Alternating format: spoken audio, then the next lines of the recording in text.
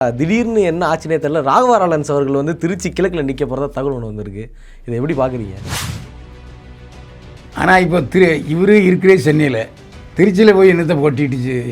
நான் ஆரம்பத்திலே சொன்னேன், செய்தி வந்தவுடனே சொன்னேன், அவர் திருச்சி இடைத்தேர்தலில் போட்டியிட மாட்டார்.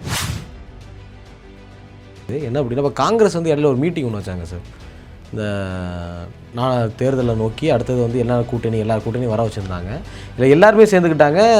டிஎம்கேவும் அவங்க கூப்பிடவே இல்லை, அதே மாதிரி தாவேக்காவும் அவங்க கூப்பிடவே இல்லை. காங்கிரஸ் பிரதமர் மோடி ஏற்று பேச முடியுமா? அதை தவிர்க்கவே விஜய் காங்கிரஸ்காரன் கொடுத்துட்டார்.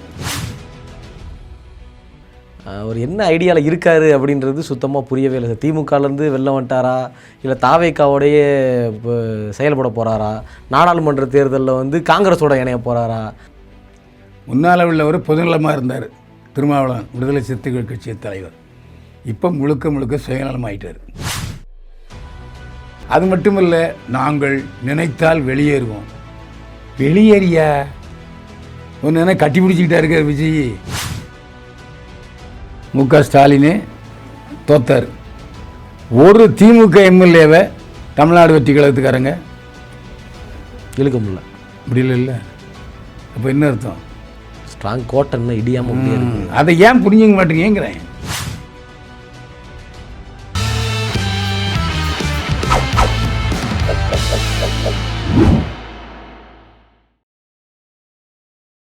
ஜெம் டிவி நேயர்களுக்கு வணக்கம். நான் உங்கள் விஜய் அபிஷேக். இன்றைக்கி நம்ம அரசியல் ஆடுகளத்தில் யார் கூட இருக்குன்னு பார்த்தீங்க அப்படின்னா, திரைப்பட நடிகர் விமர்சகர் பைல்வான் ரங்கநாத் கூட இருக்கும். சார் வணக்கம். வணக்கம். திருச்சி வந்து இடைத்தேர்தல் வரப்போகுது சார். ஆல்ரெடி ஒரு தேர்தல் ஒன்று வந்து அப்படி இப்படின்னு சொல்லி ஒரு ரிசல்ட் ஒன்று வந்திருக்கு. ஆனால் அந்த ஒரு மாத ஆட்சி எப்படி இருக்குன்றதை தொடர்ந்து பேசலாம். என்னோட முதல் கேள்வி என்னவா இருக்குது அப்படின்னா, திடீர்னு என்ன ஆச்சுனே தெரியல. ராகவா லாரன்ஸ் அவர்கள் வந்து திருச்சி கிழக்கில் நிற்க போகிறதா தகவல் ஒன்று வந்திருக்கு. இதை எப்படி பார்க்குறீங்க? திருச்சி கிழக்கு ஏற்கனவே கிறிஸ்தவர்கள் பெரும்பாலான உள்ள பகுதி. அதனால் லாரன்ஸ்னு பேர் வச்சனால கிறிஸ்தவர் அப்படின்னு ஒரு ஆசை வந்திருக்கலாம். இது ராகவா லாரன்ஸுடைய ஆசை, அவ்வளோதான் சொல்ல முடியும். ஏன்னா ஒரு சினிமாவிலிருந்து அரசியலுக்கு போகிறாருன்னா அதுக்கு பெரிய பயிற்சி வேணும். ஆனால் ராகவா லாரன்ஸு சில அறக்கட்டளை மூலமாக திருநங்கைகளுக்கு உதவி செஞ்சுருக்காரு, மாற்றுத்திறனாளிகளுக்கு உதவி செஞ்சுருக்காரு, டிராக்டர் வழங்கியிருக்காரு. அதெல்லாம் எந்த குறையும் இல்லை. ஆனால் இப்போ இவர் இருக்கிற சென்னையில் திருச்சியில் போய் என்னத்தை போட்டிட்டுச்சு. நான் ஆரம்பத்திலே சொன்னேன், இந்த செய்தி வந்தவுடனே சொன்னேன், அவர் திருச்சி இடைத்தேர்தலில் போட்டியிட மாட்டார். இப்போவும் அதை சொல்கிறேன், திருச்சி இடைத்தேர்தலில் போட்டியிட மாட்டார். வாய்ப்பு இல்லையா சார்? ஆனால் கேட்குறாரு சார், அவர் முன்னாடி கேமரா வச்சு நான் நிற்கட்டுமா வேணாமா, மக்கள் நீங்கள் சொல்லுங்கள். அது ஒரு சீப் பப்ளிசிட்டிங்க. இவங்க அம்மா சொல்லிட்டாங்களாம், நீ அரசியல் இறங்குன்று. இறங்க வேண்டியதானே? காசு இருக்கா? கோடிக்கணக்கு பணம் இருக்கா? செலவு பண்ணுறது திராணி இருக்கா? எவ்வளோ கஷ்டப்பட்டு சம்பாதிச்சு நீ? ராகவா லாரன்ஸ் எவ்வளோ கஷ்டப்பட்டு சம்பாதிச்சாரு எனக்கு தெரியும். சூப்பராயன் ஸ்டண்ட்டு மாஸ்டர் முதல்ல ஸ்டண்ட்டு மாஸ்டர் ஆகிறார். அந்த படம் ராமநாயணன் டைரக்ட் பண்ண படம், பாண்டியன் கதாநாயகன் நடித்த படம். அந்த படத்தில் ஃபைட்டு எனக்கும் பாண்டியனுக்கும். அந்த படத்தை திருப்பூர் சுப்பராயனுக்கு காப்பி கொடுக்குற ஒரு அசிஸ்டண்ட்டாக வந்தார் ராகவா லாரன்ஸ். வண்ணாரப்பட்டியில் தான் அவர் இருந்தார். இப்போ ரொம்ப கஷ்டம். அது எனக்கு தெரியும். அவரே சொன்னார், என்னை ஞாபகம் என்ன அப்புறம் என்னென்ன சொன்னார். ரைட்டு, அதனால அப்படின்னு சொல்லிட்டு அப்படி மெல்ல அப்புறம் அசிஸ்டண்ட் டான்ஸ் மாஸ்டர் ஆகி, அப்புறம் டான்ஸ் மாஸ்டர் ஆகி, அப்புறம் நடிகர் ஆகி, அப்புறம் டைரக்டர் ஆகி, அந்த மாதிரி மெல்ல உழைப்பால் உயர்ந்தவர். அவ்வளோ சீக்கிரம் ரத்தம் சிந்தி சம்பாதிச்ச காசை தெருவில் சிந்தி விட்டுருவாரா ராகவா லாரன்ஸு?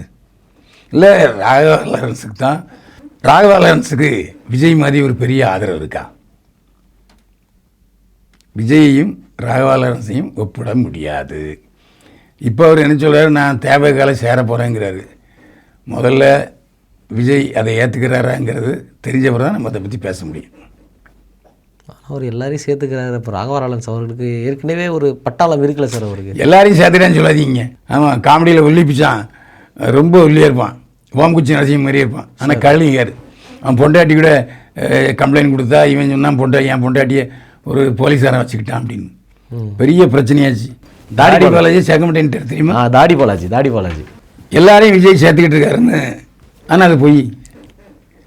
கௌதமியை சேர்க்குறாரு, டிஎஸ்ஆருங்கிற குண்டு நடிகரை சேர்க்குறாரு, அப்புறம் ரவிங்கிற துணை நடிகரை சேர்க்குறாரு. ஆனால் ஒரு நடிகர் ஆரம்பத்தில் முதல்ல தேவைக்களை சேர்றேன்னு சொன்ன ஆள் தாடி பாலாஜி. ஆனால் தாடி பாலாஜி நாட்கள் சனி இஷ்டத்துக்கு ஏதாவது பேசுவான். ஸோ அவரை விஜய் பார்க்க முடியாது அப்படின்ட்டார்.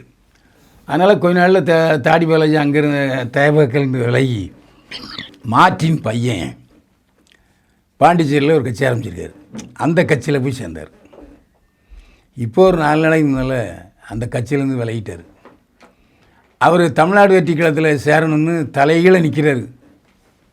தமிழ்நாடு வெற்றி கழக அலுவலகத்துக்குள்ளே உள்ள விடவே இல்லை, துரத்தி அடிச்சிட்டாங்க. அந்த மாதிரி எல்லாரையும் விஜய் சேர்க்கல. அதனால் வந்தவங்க போனெல்லாம் சேர்க்குறதுனால எப்படி சரியாகும்? ரெண்டாவது, இப்போது நகராட்சி தேர்தல் வரும்போது மிகப்பெரிய சோதனைகளை சந்திக்க போகிறார். ஏன்னா எல்லாரும் இப்போ சேர்ந்தவன் பூரா கேட்பான், நகராட்சி தலைவர் கொடு, அதை கொடு, இதை கொடுன்னு கேட்பான். அவர் என்ன முடிவு எடுக்க போகிறாருன்னு பொறுத்து தான் பார்க்கணும். ஓகே சார், ராகவராளன் சேர்றாரா இல்லையான்றதை நம்மளும் பொறுத்திருந்து பார்க்கலாம். அதே மாதிரி சார், கிட்டத்தட்ட ஒரு மாத காலங்கள் ஆயிடுச்சு சார் தாவேக்கு ஆட்சிக்கு வந்து. அந்த ஆட்சி எப்படி சார் இருக்குது உங்களுக்கு? எதுவும் இல்லை, 6 மாதம் ஒருத்தர் டைம் கொடுக்கணுங்க, புரியுதா? முதல்ல இவர் போய் டெய்லி உட்காராரு. ஏன்? எல்லா டிபார்ட்மெண்ட் ஃபைலையும் வாங்கி அங்கே என்ன நடந்திருக்கு ஏது நடந்திருக்குன்னு பார்க்கணும். முதல்ல வெள்ளை அறிக்கை தயார் பண்ணணும். அது முடிஞ்ச பிறகு தான் இவருக்கு என்ன நடக்குது அப்படிங்கிறது தெரியும். அதுக்கப்புறம் தான் சில முடிவுகளை எடுக்க முடியும். அதுக்கு 6 மாதம் ஆகும். அப்போது அந்த சமயத்தில் இவருடைய, அதாவது தமிழ்நாடு வெற்றி கழகத்தினுடைய ஆட்சி எப்படி இருக்குங்கிறத நாம் விமர்சனம் பண்ண முடியும்.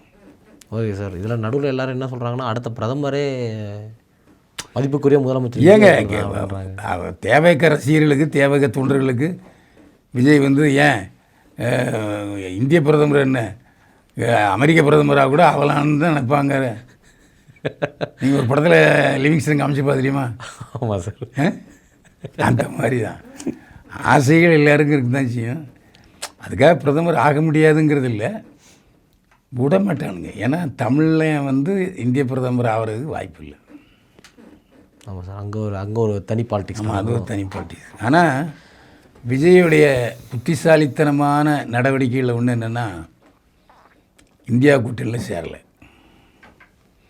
அதாவது இந்தியா கூட்டணியில் சேர்ந்தால் பிரதமர் மோடி, உள்துறை அமைச்சர் அமித்ஷாவுடைய எதிர்ப்பை சமாளிக்க வேண்டியிருக்கும். இந்த சூழ்நிலையில் தமிழக அரசு மத்திய அரசோட மோதல் போக்கு கடைப்பிடிச்சா ஒரு காசும் வராது. இப்போ எடுத்த எடுப்பில் 1000 கோடி ரூபா கொடுத்துருக்காங்க. ஆமாம் சார். இது தொடரணும்ல. எம்ஜிஆர் வந்து நல்லாட்சி நடத்தினாருன்னு சொன்னால் காரணம் மத்திய அரசு மோதல் போக்கு கடைப்பிடிக்கக்கூடாது இல்லையா? அதாவது கொள்கை ரீதியாக சில விஷயங்களை சொல்லலாம், பார்லிமெண்ட்டில் பேசலாம், பிரதமர்கிட்ட பேசலாம். அதுக்காக எதிரி கட்சியாக இருக்கக்கூடாது, எதிர்கட்சியாக இருக்கணும். அதே மாதிரி சார், இப்போ நீங்கள் இந்திய கூட்டணியில் சேரலன்னு ஒரு கேள்வி எனக்கு எழுது. என்ன அப்படின்னா, இப்போ காங்கிரஸ் வந்து இடையில ஒரு மீட்டிங் ஒன்று வச்சாங்க சார். இந்த தேர்தலை நோக்கி அடுத்தது வந்து எல்லா கூட்டணியும் வர வச்சுருந்தாங்க. இல்லை எல்லாருமே சேர்ந்துக்கிட்டாங்க. டிஎம்கேவும் அவங்க கூப்பிடவே இல்லை, அதே மாதிரி தாவேக்காவும் அவங்க கூப்பிடவே இல்லை. காங்கிரஸ் விசிகாவை எல்லாருமே கூப்பிட்டு விசி அங்கே தேவேக்காவை கூப்பிட்டாங்க.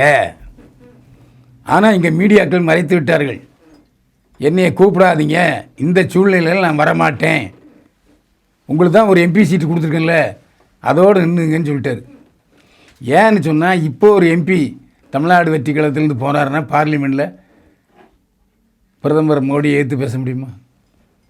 அதை தவிர்க்கவே விஜய் காங்கிரஸ்காரன் கொடுத்துட்டார். அப்புறம் பார்த்துக்கலாம். டெல்லி பாலிட்டிக்ஸை இப்போ சுமூகமாக கொண்டு போகணும்னு நினைக்கிறது விஜய். இதை முற்றிலும் எதிர்க்கிறாரு விசிகா தலைவர் திருமாவளவன். அவர் என்ன ஐடியாவில் இருக்கார் அப்படின்றது சுத்தமாக புரியவே இல்லை சார். திமுகலேருந்து வெளில வந்துட்டாரா, இல்லை தாவேக்காவோடையே இப்போ செயல்பட போகிறாரா, நாடாளுமன்ற தேர்தலில் வந்து காங்கிரஸோட இணைய போகிறாரா, ஒரு மாதிரி சந்தேகத்தின் அடிப்படையிலே இருக்கார். ப்ரெஸ்ஸையும் சரியாக, முன்னாடி ப்ரெஸ்ஸை பார்த்து ரொம்ப ஆக்ரோஷமாக பேசின திருமாவளவர்கள் இப்போ ப்ரெஸ்ஸை பார்த்து பேசவே மாட்டாரே சார். சுயநலம். முன்னால் உள்ளவர் பொதுநலமாக இருந்தார் திருமாவளவன், விடுதலை சிறுத்தைகள் கட்சி தலைவர். இப்போ முழுக்க முழுக்க சுயநலம் ஆகிட்டார். ஆதவர்ஜுனாவுக்கு அவர் துணை பொதுச் செயலாளர் கொடுக்கும்போதே விடுதலை சிறுத்தைகள் கட்சிக்குள்ளே பெரிய சலசலப்பு இருந்துச்சு. நேற்றுக்கு வந்தால் அந்த ஆள் காசை கொடுத்துட்டு பேசாமல் துணை செயலாளர் வாங்கிட்டு போயிட்டான் அப்படின்னு சொன்னாங்க. அப்புறம் அவர் அங்கேருந்து போனார். அவரும் இவரை பற்றி சொல்லலை. ஆதவர்ஜுனா சொல்லார், என்னுடைய தலைவர் திருமாவளவங்கிறாரு. இவரும் கொஞ்சிறாரு. இது என்னன்னு எனக்கு புரியல. அது மட்டும் இல்லை, நாங்கள் நினைத்தால் வெளியேறுவோம். வெளியேறியா ஒன்று என்ன கட்டி பிடிச்சிக்கிட்டா இருக்கார் விஜய்? பிடிக்கலன்னா வெளியே போக வேண்டியதானே. உனக்கு ஸ்டாலினை பிடிக்குதா ஓப்பனாக சொல்லிவிட்டு வெளியே போ. ஏன்னா திமுக கூட்டணி தான் வேணும்னு சொல்லு. ஆனால் கட்சிக்காரங்கிட்ட வேண்டாம். ஏன்னா கட்சிக்காரங்க பூரா இப்போ சரி நமக்கு ஒரு அமைச்சர் கிடைத்து விட்டார், நம்ம பெருசாக சாதிக்கலான்னு ஒரு கற்பனையில் இருக்காங்க. அந்த கற்பனையை திருமாவளவன் கெடுத்து விடக்கூடாது என்பதுதான் நம்முடைய கோரிக்கை. Okay sir. இப்போ அதே மாதிரி சார் இன்னொன்று என்ன அப்படின்னா, இப்போ திமுகலேருந்து ஒருத்தவங்களாக இப்போ அவரை முதலமைச்சர் ஆக்கணும் அப்படிங்கிறதுக்காக நாங்கள் திமுக கூட்டணியில் தான் இருக்கோம், ஆனாலும் நாங்கள் விஜய் அவர்களுக்கு ஆதரவு கொடுக்குறோம் அப்படின்னு சொல்லியிருந்தாங்க. இப்போ திமுக தொடர்ந்து விஜய் அவர்களை விமர்சிக்க ஆரம்பிச்சிருக்காங்க. இப்போ தொடர்ந்து இந்த ரேப் கேஸாக இருக்கட்டும், அதுக்கப்புறம் இப்போ அணை வேறு திறக்காமல், மேட்டூர் அணை வேறு இப்போ திறக்காமல் இருக்காங்க. அதே மாதிரி தொடர்ந்து அவங்கள விமர்சனம் வச்சுக்கிட்டே இருக்கிறப்போ திடீர்னு கம்யூனிஸ்ட் கட்சியிலேருந்து விஜய் அவர்களை விமர்சிக்காதீங்க அப்படின்னு சொல்லி திமுகவுக்கு ஒரு அறிக்கை மாதிரி ஒன்று கொடுத்துருக்காங்க. இப்போது என்ன, இப்போ அடுத்த 2031 திமுக கூட கூட்டணி யார் இருப்பாங்களா இருக்க மாட்டாங்களா சார்? எனக்கு தெரிஞ்சு கம்யூனிஸ்ட்டு, விசிகா இந்த கட்சிகள் எதுவுமே திமுக கூட்டணியில் இருக்காது. இந்த ஜாதி கட்சிகள் வேணும்னா திமுக கூட்டணியில் இருப்பாங்க. விசிகா தனி கட்சி, விசிகா என்னமோ, ஏன்னா பதவி அமைச்சர் பதவியுடைய ருசியை அனுபவிச்சிட்டாங்கள்ல, போக மாட்டாங்க. ஏன்னா அமைச்சர் அந்த காரு கெத்து. நீங்கள் ஒன்று புரிஞ்சுங்க, அமைச்சராக இருந்தால் அமைச்சர் சொல்லுறது அதிகாரி கேட்பான். எம்எல்ஏவாக இருந்தால் ஒரு 20% கேட்பான், அமைச்சராக இருந்தால் 80% கேட்பான். அப்போ அதை விரும்புவாங்களா இல்லையா? ஏதாவது ஒரு சிபாரிசுக்கு வன்னியரசுக்கிட்ட விடுதலை சிறுத்தைகள் கட்சி தொண்டர்கள் போவாங்க. செஞ்சு விட்டு போகிற மாட்டாரா? கண்டிப்பாக. அப்போ அதுக்கு அந்த அமைச்சரை பற்றி உதவுமா இல்லையா? உதவும். அதை எப்படி அதை கழட்டி விட்டுட்டு போவாங்க? அப்போது 2031 போட்டி விஜய் அவர்களுக்கும் அண்ணாமலை அவர்களுக்கும் கரெக்டாக சார்? அண்ணாமலை ஃப்ரேம்லே இல்லை. ஓரளவு ஒரு இது இல்லை, அவர் இன்னும் திமுக முற்றிலுமாக ஒழிக்கலைங்க. கூட்டணி எல்லாமே இப்போ இங்கிட்டு வந்துட்டாங்கல்ல சார், அவங்களுக்கு ஸ்ட்ராங்கே கூட்டணி தானே சார் திமுகவுக்கு? திமுக தமிழ்நாட்டில் உள்ள எல்லா தெருக்கள்லையும் இருக்குது, கிளைக்கழகம் எல்லா கிளைக்கழகத்துலையும் இருக்குது. அவ்வளோ சொத்து இருக்குது திமுகவுக்கு, புரியுதா? இவ்வளவு நடந்துச்சு.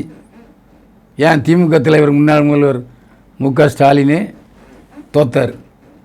ஒரு திமுக எம்எல்ஏவை தமிழ்நாடு வெற்றி கழகத்துக்காரங்க இழுக்க முடியல. அப்படி இல்லை. அப்போ என்ன அர்த்தம்? ஸ்ட்ராங் கோட்டைன்னு இடியாமல் முடியாது. அதை ஏன் புரிஞ்சுக்க மாட்டேங்கிறேன்? மக்கள் கேள்வி, நம்ம கேள்வி இல்லை சார். மக்களுக்கு தான் நான் பதில் சொல்கிறேன்.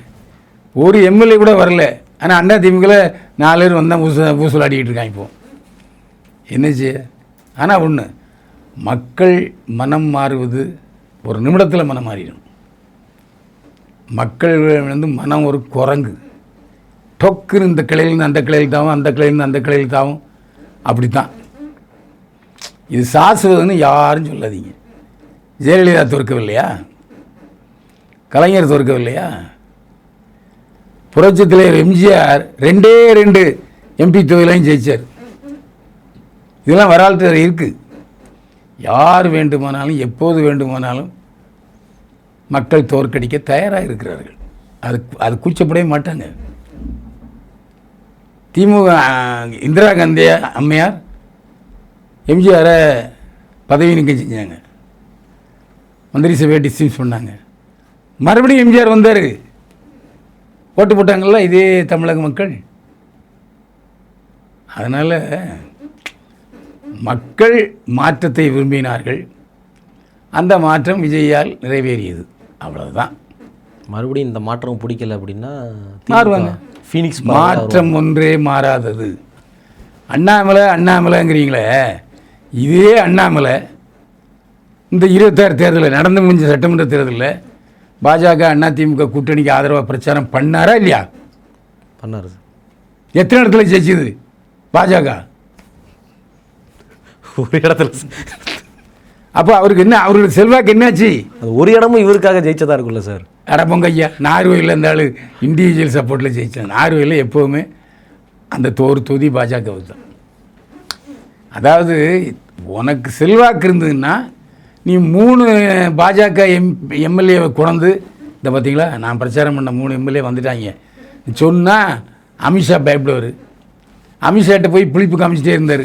யோ போயா, போகிற இருந்தால் போ, இடத்த காலி ஒன்று, ஏன் இம்சை பண்ணிக்கிட்டு இருக்க?